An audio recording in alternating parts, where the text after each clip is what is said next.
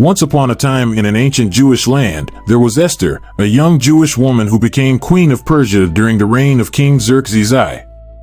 The story is recorded in the Book of Esther in the Old Testament.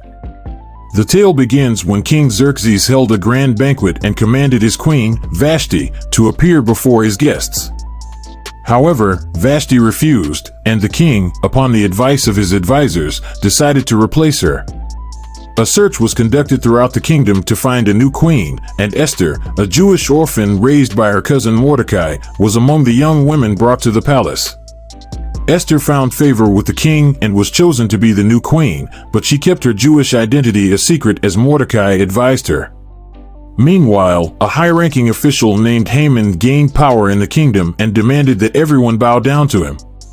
Mordecai, however, refused to bow because of his loyalty to God, which angered Haman. Seeking revenge, Haman plotted to destroy all the Jews in Persia. When Mordecai learned of Haman's plot, he urged Esther to intervene on behalf of her people. At first, Esther hesitated because approaching the king without being summoned was a dangerous act punishable by death. However, Mordecai reminded her that her position as queen could be a divine opportunity to save her people.